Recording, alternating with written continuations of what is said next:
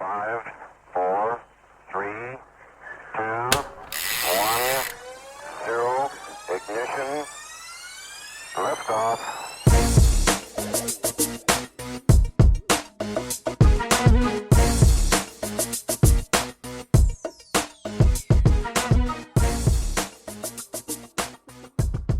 Hello, everybody, and welcome back to Off the Front Podcast. On today's show, I'm joined by the founder and CEO of CommSafe AI, retired Navy SEAL, and longtime friend Ty Smith, to talk about school safety. Now, I know this doesn't have anything to do with cycling, fitness, or nutrition, but as a high school teacher myself, it deals with something that's close to my heart. I spend almost the same amount of time in the classroom as I do at home, and with the increasing number of school shootings over the last few years, I wanted to talk to Ty to find out what school systems and teachers can do to make our schools, our students, and ourselves safer. And since teachers and kids all across the country are reporting back to school right now, there's no better time than right now to have this important discussion. Before we start, let me give you some background to the episode.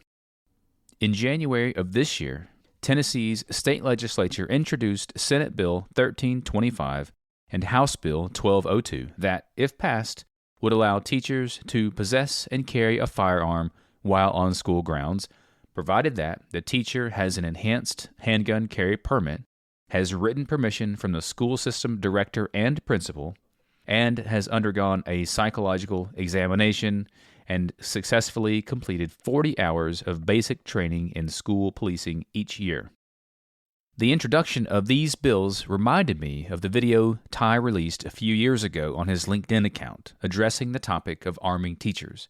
So I wanted to have him on the show to see if his opinion had changed since releasing that video, to get his advice for teachers who might choose to arm themselves if their states allow them to do so, and to get any other thoughts he might have on how to create safer schools.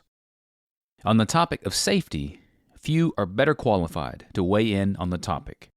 After a successful career in the SEAL teams and earning a graduate degree from the University of Southern California's Marshall School of Business, Ty founded Vigilance Risk Solutions with the aim of helping businesses and organizations provide enhanced security for their employees.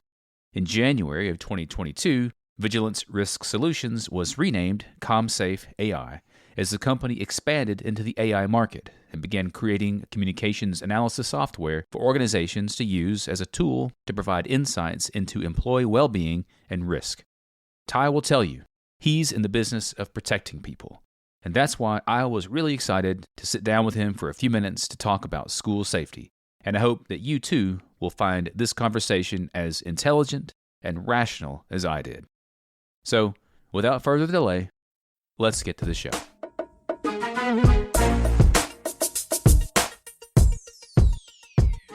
All right, so Ty Smith, thanks for joining me on Off the Front Podcast. I really appreciate you taking time out of your schedule. I've been friends for a few years, and it's good to see you again, as always. So, I wanted to get you on the show because there's a LinkedIn video that you did several years ago. And I kind of keep this link handy because it seems like, I'm a high school teacher, and it seems that every time there is, an incident at a school, some sort of, school shooting, inevitably teachers will come to me and ask what my thoughts are on arming teachers. It seems that, I live in Tennessee, and it seems that that's always the first, kind of a knee-jerk reaction among teachers, that this will solve everything, is arming teachers. And I always send them your LinkedIn video because I always thought it was a really great assessment. It's a fair assessment, a realistic look at the reality of arming teachers. And so I send them that. And I think it may not be what they want to hear, but I think it's a great assessment. And so actually, I wanted to get you on this show to kind of revisit that and, to see if your opinion is still the same or maybe if it has changed over the years. And just kind of, get some advice from you in terms of that. So first, tell me a little bit about yourself. Tell me why your opinion is one that other teachers and school administrators might listen to. Yeah, sure. And first and foremost, thanks so much for having me on. I'm really happy to be here. It's good to see you. It's good to check in and catch up and have a really important conversation about a really timely and important topic. Little about myself, currently running a venture-backed generative AI company that entire mission is to protect human beings. That's who we are. That's what we do. That's who I am. Inherently, I'm a protector of people. This is the second business I've built. Both of my businesses have been focused around protecting human beings. Again, that's just who I am inherently. And prior to becoming an entrepreneur, I spent 2 decades in the United States Navy. I spent the first 4.5 years as a military police officer pre 9/11 and an Italian translator. And then I got accepted into SEAL training about a week after 9/11, and spent the rest of my career in the SEAL teams, where I deployed 6 times to the Middle East as an operator, and was fortunate enough to knock out a couple of college degrees at the end of my military career. And now I'm serving on the board of a couple of universities, as well as continuing my own education as a venture-backed technology CEO, because it's just a very steep learning curve every day. So I do remember shooting that video, and I do remember why I shot the video. And it was pretty much for the same reasons that we're having this conversation today, right? And I have to tell you, brother, my opinion still has not changed. Yeah. Because when it comes down to it, all of the reasons that I provided to support why I feel like arming school teachers wouldn't be a good idea, they've all stayed the same. When it comes down to it, like at the most basic level, you probably heard me talk in the past about the law of focus, right? And I haven't made this up. This is something that I read in a book a very long time ago, and it stayed with me. It's a principle that I've applied throughout my life. I still apply it throughout my life, my personal life and my professional life, because it works. Because it's all about accepting the fact that you're a human being. You can only be good at so much stuff, right? And then there are levels to being good. So I might be really, really good at this one thing and not so good at this one. Maybe I'm decent at this one, but I'm not so good at it. More than likely, there's a reason for that. This thing over here that I'm really, really good at, I probably spend a lot more time doing this thing over here, focusing on it, nerding out on it, running to the bottom of those rabbit holes to see what I'm going to find that will make me better at that. And so when you consider the job of a school teacher, nowhere within those roles and responsibilities or that job description is there a line item that talks about not only being qualified and certified as a firearm, handler, instructor, someone that's qualified to actually drive a weapon when everything around you is melting down. And we'll talk about that a little bit as well.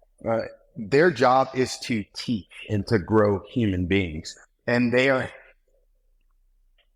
they are insultingly underpaid at doing that, right? I agree. Especially when you consider the burden that a school teacher takes on. Most parents don't even want to deal with their own kids, let alone somebody else's kids. So at the base level, when we consider the fact that, again, these are my opinions, but guns don't kill people, Scott. People kill people. Yeah. And there are plenty of examples out there of even law enforcement officers. These are people who it's their job to carry a weapon on their waist. It is their job to employ deadly force at the appropriate moment. And there are still plenty of examples out there of even those individuals being overcome by events, simply because even they don't have the proper amount of training for their brains to fall back on whenever their brains want to shut off. Because your eyes have seen something that is so terrible or spectacular or fantastic or whatever it was, that it caused you to have that that fight, flight, or freeze experience. And if your brain doesn't have something to pull from whenever it enters that mode, it's immediately going to freeze. That's where that deer in the headlights reaction comes from, because your brain is processing and it isn't really sure what to do with that particular scenario that it's taking in. And so if it's possible for law enforcement officers to experience this phenomenon, what do you think would happen to a school teacher who has even a fraction of the training of a law enforcement officer whose job it is to carry and employ that weapon, at the appropriate time? I think that the topic of arming school teachers is absolutely a knee-jerk reaction, but it's not. I don't say that pejoratively, because the fear, the trauma, the desire to just stop the bleeding and go like, hey, everybody, wake up. We have to stop this shit from happening right now. This isn't something that we can take time over the next 6 years to figure out. No, our children are dying. We need to stop this right now. So I understand that feeling that is causing people to go, I don't care what it is, do something. Yeah. But I just don't think that arming school teachers is the right answer. I think that there are a myriad of risks that will come with that type of initiative, and ultimately will be worse off for it. Yeah. As a teacher myself, that's something that I think about. I enjoy getting out on a range and shooting. Of course, I think I've been around people who are professionals enough, just and am aware of that world enough to know that I can't do that. When the stress level is high, when there's kids in the hallway, if it's a class change and the halls are packed with students, that's going to be a super stressful environment that someone like yourself even would have, that would be a challenging situation for even a professional shooter in a situation like that, which is why, sometimes these SROs that are in schools have trouble responding. Of course, also they're understaffed. Our school building has 3 separate buildings on our campus, and we have one SRO to cover all 3 buildings. So, there's a problem there. But in seeing, the way teachers think, it's just, I don't feel like they think in a defensive manner. It's, sometimes the stress of a classroom, you'll hear stories where, teachers aren't equipped to even handle that stress. Most are, but some have trouble with that. And so, I've always agreed with your video. That's why I've sent it to other people, because I thought that was a great point of view, that teachers teach, shooters shoot. It's just not something we're not trained in that. And so after the shooting that took place on March 27th at the Covenant School in Nashville, so that's just an hour down the road. So all, Tennessee was concerned, to say the least. Our House, some of the politicians, we have a House Bill 1202 and Senate Bill 1325 that's proposed, and it's actually moved through the state legislature, and it's proposing just that, arming teachers. And it seems that, that point you made a minute ago is something that, can't be overlooked, that even sometimes law enforcement officers are undertrained to deal with these things, because those are the standards that these bills propose. And so one of the things they do is, for a teacher who chooses to carry a firearm, they require 40 hours of annual training, which is what police officers have to do. They have to complete 40 hours. And so my question for you would be, in states that are allowing teachers to be armed, what would be your advice for those who choose to do so? Or maybe the advice is don't choose to do so. I don't know. I think there are some parts of that bill that protect teachers from any kind of civil litigation that might follow up if they did or did not shoot. But what would be your advice in that situation for teachers who are choosing to carry a weapon in school? Yeah, that's a good question. My advice would be, first and foremost, don't do it. Because again, I just don't believe in it. I don't think that it's a good idea. I understand why people would feel that way. I have, little ones in school too. I'm just as scared as everyone else, but I just don't think that it is a good idea. And I want to make sure that I make a point to say here, when I talk about some of the situations that even our incredibly brave men and women in blue go out and face on our behalf every single day. That's not me talking about them in a pejorative manner. It's actually me advocating for them, because even our law enforcement officers are incredibly undertrained. Right. And I say that because the context that I have to go on is the amount of training I received throughout my career in the SEAL teams. Because like you said, teachers teach, shooters shoot.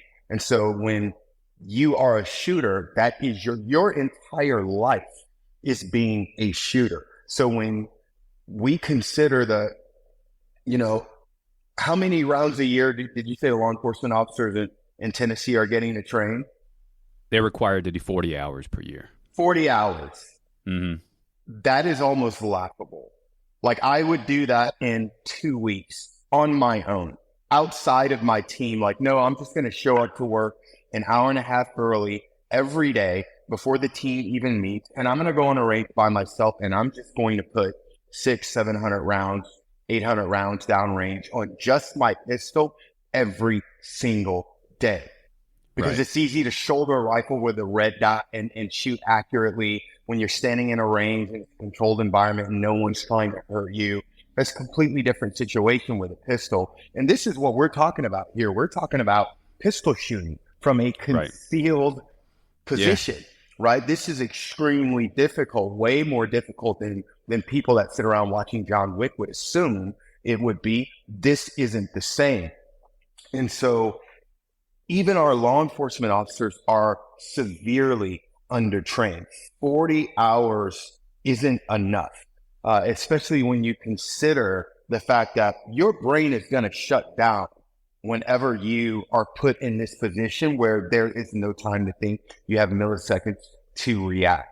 And it's because you are a human being. So if you don't have not just some training, but a tremendous amount of training that allows your brain to shut off an instinct and training to kick into overdrive and go, oh, no, it's okay. I got it. We're going this way. You've seen this scenario or some form of it a million times. We know what to do. Just follow your feet.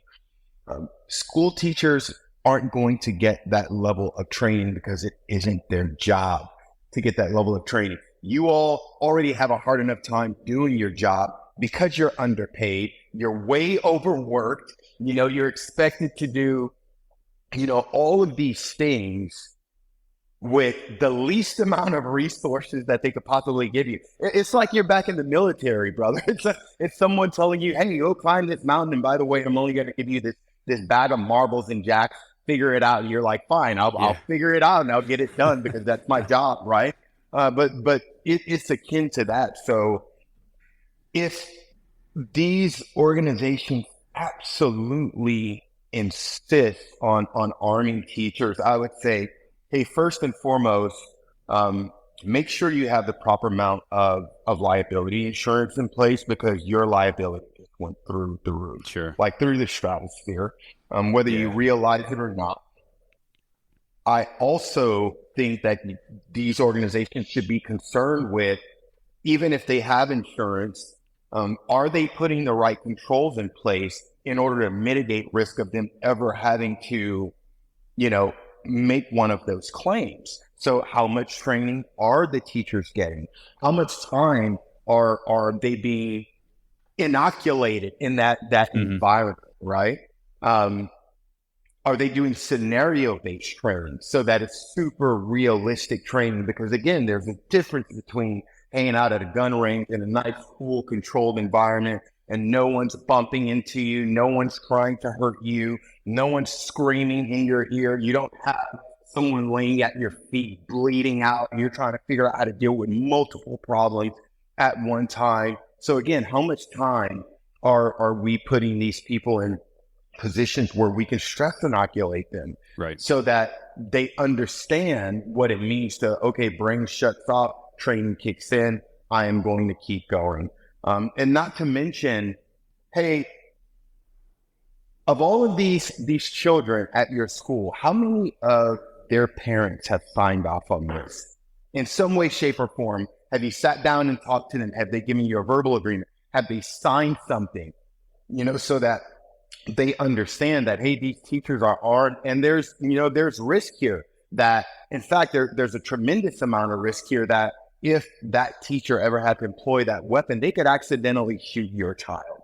In fact, Right. that's a likelihood, given some of the scenarios that we see out there. Again, even with our law enforcement officers, that this is their job, but they're undertrained, and we send them into situations that we don't train them to even deal with. It's just a poor situation. And I'm going to try to be short-winded, but I mean, brother, I could go on and on and on with it. Again, there's just a myriad of risks that the organizations would have to acknowledge in order to even try to figure out, how do we put controls in place to mitigate these risks? Like, hey, okay, if we're going to harm the teacher, where's the weapon going to be when the teacher is teaching? Is the weapon going to be on them, or is it going to be in a lockbox? Right. If it's a lockbox, what kind of lockbox? Who controls the keys to those locks? What happens if one gets lost? What happens if a weapon gets stolen? How do we inventory those weapons and control them and make sure that they don't end up floating around the hallway of the school for one of those kids? How do we make sure they don't end up on the streets? And now we're just providing more weapons for criminals. Like, again, I could go on and on and on and on. And I think that we have to ask ourselves, and we have to ask these organizations these really hard and uncomfortable questions in order to make sure that we are painting the full picture for them. Because again, I understand the knee-jerk reaction, but we as a society have to understand that it's exactly that. It's a knee-jerk reaction, which means that we're not taking the time to fully understand the big picture and take in all the information so that we can make an informed decision. Yeah, I couldn't agree more with you. And that's, even at school, of course, this happened toward the end of the year in March. That started the conversation kind of among teachers. And those are some of the points that I mentioned too, is, whose firearms? Because I think the bill suggests personal firearms. So like, what do you got some person carrying in a 357 Magnum in their waistband or something, and and no one, what I mean? Like, they have to be permitted to carry it, and so that the the school principal knows who has it. But like, whose firearm is it? What caliber are they shooting? All these factors that, like you said, have to be controlled. That it seemed like weren't considered in the making of the bill. I mean, just think about it, brother. Can you imagine an actual scenario at a school where teachers are armed, multiple teachers are armed? Right. No, I can't. And now you have law enforcement showing up to that scene, and they don't know who's who. They don't know. All they know is that there is a shooter, possibly multiple shooters on the loose, hurting people. And now you've got a tactical unit of shooters who show up to nail anything that appears to be a nail. Because that's what those dudes are. Those are the hammers over there. And they're going to hit anything that looks like a nail. So you're going to have a bunch of teachers running around with nails in their hands, looking like they need to be hammered. You know what I mean? Like, it's just, it's just not a safe situation. No. Well, and that was a point I brought up too, was that this bill didn't cover is, what is the responsibility of the teacher? Is it to stay in your classroom and point at the door, which then puts law enforcement officers in danger? Or is it to go run down the hallway and be a hero and chase the person, then, leaving your students unattended and unprotected? It just seemed like there's too many loose threads that have got to be addressed for something like that. Yeah. And by the way, that's liability. If that were to happen, there's going to be a parent that sues the school because they're going to say, wait a minute, no, that teacher had a gun. That teacher should have run their behind down there and engaged that target to stop those kids from being killed. And they didn't do that. So my kid got killed because even though that teacher had a gun, they didn't come and help my child. Again, there are a million levels of layers of liability here around this topic. Yeah. Well, not to mention that it also says that it's the teacher's responsibility to pay for that training, the 40 hours a year. And so it's like, just check my bank account. I can't afford it. So, and and with what they pay us, I don't know many teachers who will be able to afford that. But so, here's something that, moving from this topic a little bit, I think we've pretty well established that this is a terrible idea. And so, a lot of school systems, there's low-hanging fruit that is getting missed, doors that lock, exterior doors that are locked, things like this that would be easy to fix. And so, there's a lot of school systems that aren't doing everything they can do to prepare, but also to educate teachers in what to do and how to react in a crisis situation. Which, as a teacher, I can say this is true. There's, we do yearly training on this, and basically it's sort of like computer-based training in the military, where you watch a video and click through the PowerPoint, and the answers are all common sense, and so yeah, you're done. You're trained. But, talk about some basic preparation that teachers could do as they prepare for this. Something that I tried to tell other teachers, and there's always kind of a blurry line between preparedness and what they think is paranoia, and so I encouraged teachers who were willing to listen, to spend a minute in your room, look around your classroom, think through a scenario, like how would you react? What are you going to block the door with if that's what you're going to do? You're going to move the bookshelf that's all the way across the room. You can't do that, but have a plan. And so that was my advice. But and I'm sure that with your experience, both in the military and outside in security, what advice would you have for teachers who were going into a new year, who have chosen not to carry a firearm? How should they prepare? Yeah, so I'll start off by responding to something you said, brother. And when it comes down to it, it ain't paranoia if they're actually hunting you. And that's true. And if you stay ready, you don't have to get ready. Yeah. Right. So the first thing that we have to consider is that this is a really uncomfortable conversation, and teachers, the schools, the districts, we actually have to have this conversation whether we like it or not. At a minimum, we have to talk about what our response would look like in the face of one of these situations. And there's got to be alignment. Everybody's got to be on the same page. If you've got 4 schools in a school district, all 4 of those schools there should be a mother policy that dictates how, the administration, the faculty of each of those schools is going to respond in light of one of these situations. Now, of course, there's going to be differences between the two because the floor plan over here is different from the floor plan over here. That's at the tactical level. That's fine.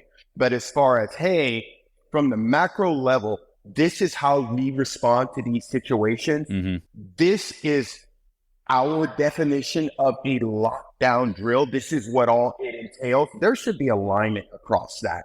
You shouldn't have 4 or 5 different policies just because you got 4 or 5 different schools all in one school district, because all you're doing is you're sowing the seeds for confusion. All right. And there's enough fog and chaos, during times of war.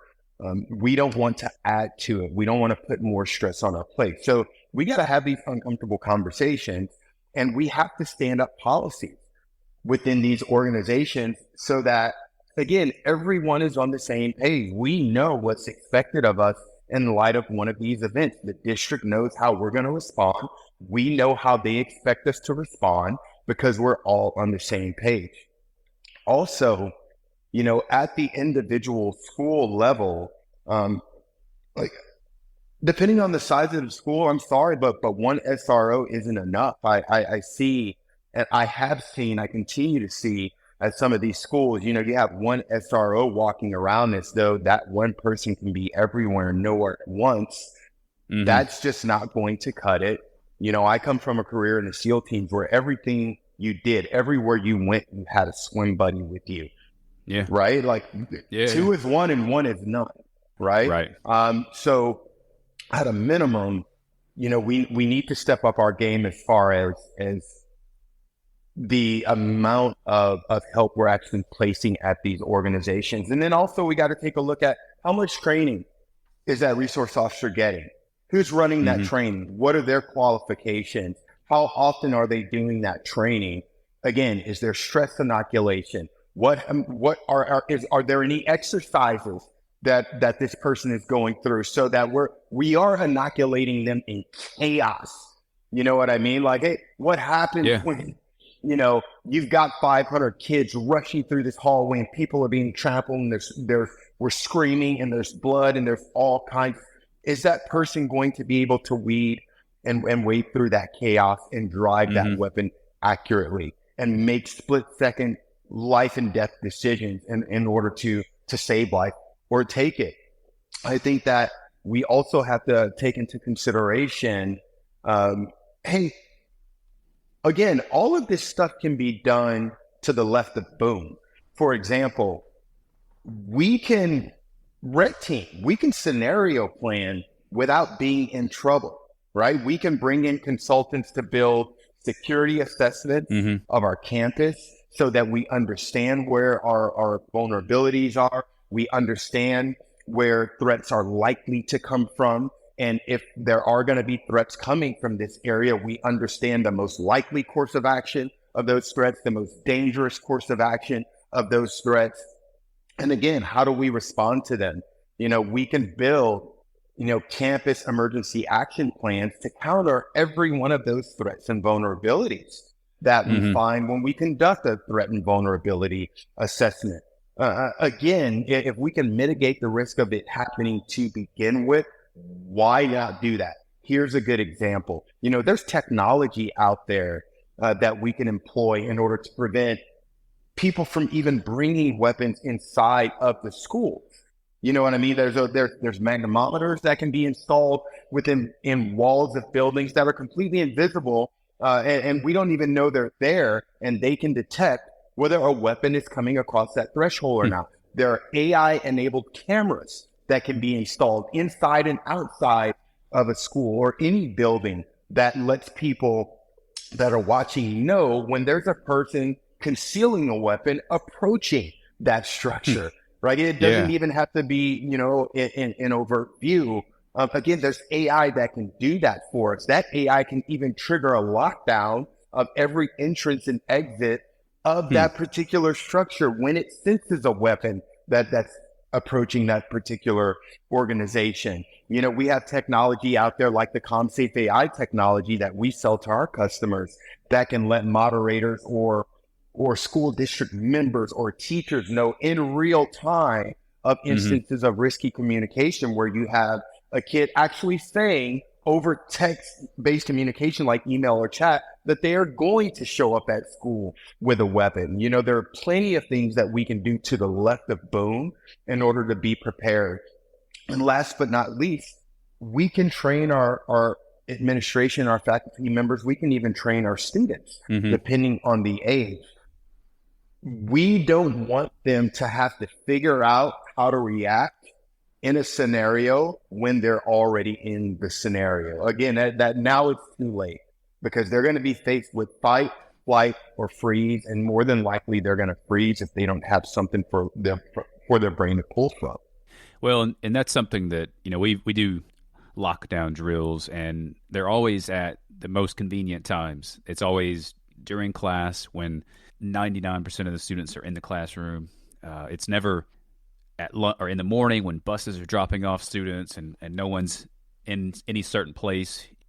I don't know what the statistics show, but I'm sure that school shootings in many cases take place in the morning or in class changes or when people are out of pocket, not in the classrooms. Some do, I know, but it seems that it would be smart, in terms of inoculating SROs too, to give, if they're going to do a lockdown drill, do it during class change when everybody's out of pocket and see what happens. It's probably going to be ugly at first, but then you drill it, you kind of, do an after action report and go back and fix the problems. I'm glad you mentioned also, CommSafe AI, your business, what you're doing. I didn't know that AI-enabled cameras existed that could pick out threats like that. So it sounds like, and actually the metal detectors that are, built into walls, I didn't know that existed either. But it sounds like there are solutions that exist that are not, hey, let's arm our teachers. And that's something that you and I have talked about before was, looking at school campuses, looking at vulnerable spots, what are the places where it's most likely that an attack would occur. And also, I love the suggestion too about monitoring communication, looking for, because in most cases, I think even with the Covenant school shooting, that shooter had been communicating to people that this was something that she was going to do, and I don't know the statistics on it either, but I would wager to guess that in most cases, that the shooter has, told somebody of their plans. So if you're monitoring communication, that's probably a way to prevent something also. It seems that there's so many good and effective options short of, hey, let's strap up the teachers and arm these teachers, that would be much better solutions. So, thanks for talking about those. One of the other things that I think, kind of gets at the entire problem is the culture. Talk about the importance of maintaining the right culture, a healthy culture in an organization, such as a school or a company or a government agency, like a law enforcement agency.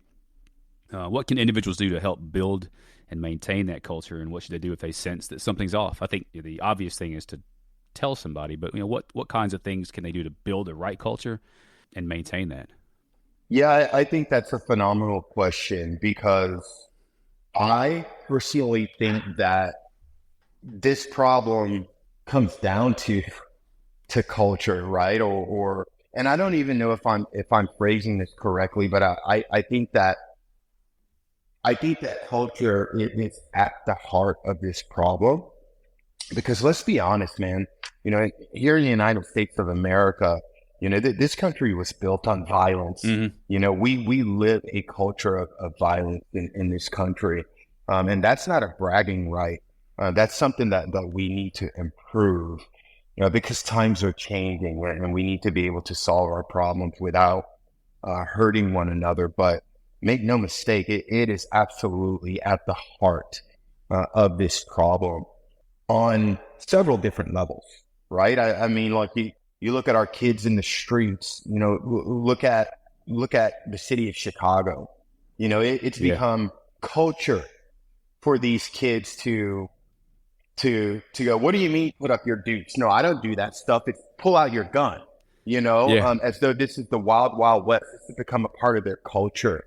And we see this part of our culture. And by the way, this isn't just, Black culture or the culture of African American people and socioeconomically challenged places like the projects of Chicago or the streets of Detroit. Like, no, let's not get it twisted.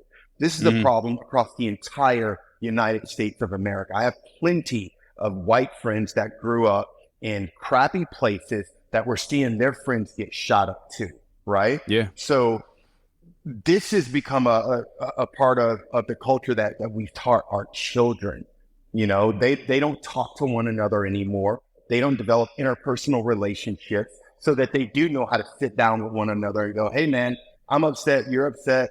This is how I feel. This is why I feel that way. Let me listen to what you feel and why you feel that way. And let's see if we can have a conversation. And afterwards, we're going to go back outside and go play, baseball with our friends, man. There's not going to be a daggone shootout at the end of this. That, like, we've gotten away from that. And all of our kids live in these devices here. Again, they don't sit down and talk to one another anymore. You'll see a circle of them sitting around. They're all talking on their cell phones, probably to one another, even though they're right next to one another, right? They are. So, yeah, absolutely. Yeah, you see it every day. I'm sure as a school teacher. But that's a cultural problem that we need to solve in this country. And I don't know where we start outside of, hey, we have to acknowledge the fact that this is a problem and it has something to do with culture. We need to start talking about it. I think that also it's really important that these cultural changes or this culture shift that needs to take place, this has to start at the top. Mm-hmm. It's got to be changed from the top down. And I'm talking about, POTUS level change. Yeah. That's got to be pushed down through the American society. This has to be something that we all have to have a say in. Hey, listen, I'm a retired Navy SEAL. I love my guns, right? I'm never going to give them up. I love them. I believe in the Second Amendment with my entire heart. But I also have common sense, and I understand that just because I love guns and believe in guns, it doesn't mean that every person in this country should be armed. We've got to apply more common sense than that. We've got to do the same thing when it comes to the culture of violence that we've created in this country and how it's causing all of these mass shootings. And I don't want to ramble here. I feel like that's what I'm starting to do, but Yeah, I think it's a good point that it's, you've got to address the people problem. And it's not to say that there isn't an issue that needs to be addressed with guns. I love my guns too. I'm fortunate to live in a state that's pretty lenient on what you can own, and I enjoy shooting, but I also accept the responsibility. When I bought a suppressor for a rifle and had to go do fingerprints and all kinds of things for it and didn't mind a bit. I don't have a problem at all doing that. But I think, like you said, the underlying problem is the lack of communication, the lack of interpersonal relationships, the inability to talk to each other anymore. For instance, kid goes to the wrong door, gets shot. There was a breakdown in communication there at some point. And it's a people problem first that's got to be addressed, and that's probably above yours and my pay grade. If we knew where to start, we probably would be doing some sort of work to fix that. But I agree, though, that it's something that's got to start from the top, because that's what people are seeing. You're seeing people be nasty at all levels, and not violent toward each other, but just it's the inability to disagree, but yet go out, like I said, and hey, let's play baseball. Let's go hang out. We don't have to agree on everything. Right. But yeah, when I moved back from San Diego to this town here, it's a small town. I was like, man, this is really slow. I feel fortunate to live here now because it's a small community, and where you can have an impact, especially in the school system, on these kids' lives and how they get along with each other and what they're exposed to. And I feel like that there's real good work to be done to change that community. And, and at that level, we're, I think, doing something for the overall safety of the community. If we build relationships inside the school, then it's probably less likely that someone's going to come back with a gun and shoot the school up. But I do agree, though, that it's a people issue first, and then whatever the gun issue is after that. But I don't want to take all your time, and I just, like I said, wanted to get you on to have a quick conversation to kind of revisit your LinkedIn video and to touch on some of these issues that I'd been thinking about since that shooting in Nashville. And again, it's not a black neighborhood problem or low socioeconomic status problem. The shooting in Nashville was on West End in one of the highest income areas of a white private school. So it's a problem across all sectors, all socioeconomic statuses. And that is important to reiterate that point. I think a lot of people probably just assume that it's taking place in Chicago or whatever other town. So, But I appreciate you taking a few minutes to come talk to me. Tell any listeners, how they can learn more about you and CommSafe AI. Where I know you're on LinkedIn still, but what other platforms can people find out more about you and the work you're doing? Yeah, so check us out at www.commsafe.ai. You could also find me on LinkedIn. I'm pretty active on LinkedIn, as you know already. And besides that, I kind of keep to myself, brother. I'm not on Facebook or Instagram or TikTok or any of that other stuff. It's just too much of my information to be floating around out there in the ether for anybody to have access to. I hear you. Well, it's also a black hole of your time. I mean, you get on an app and all of a sudden you notice that an hour is gone. Mm-hmm. So, but yeah, hey, I appreciate you taking the time, and it's always good to see you, man. And hopefully I'll get back out to San Diego sometime soon and catch up with you again. Okay. Yeah, anytime, man. Give me a call if you need anything. It'd be great to see you head out.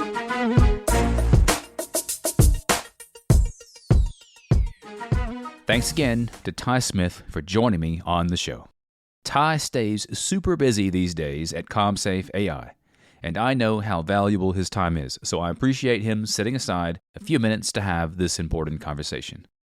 If you want to learn more about what Ty has going on at CommSafe AI, check them out on the web at www.commsafe.ai. That's www.commsafe.ai. Be on the lookout for more episodes of Off the Front. At this point, I'm not actively recording new shows, but as the opportunity arises and I find some topics that I want to talk about, I'll certainly be releasing more in the future. Maybe sport and fitness related, maybe not. At this point, I'm really interested in using this platform to meet new people learn new things, and to bring it all to you to enjoy the journey with me. So until next time, stay healthy, strong, and curious about life. And we'll talk again soon.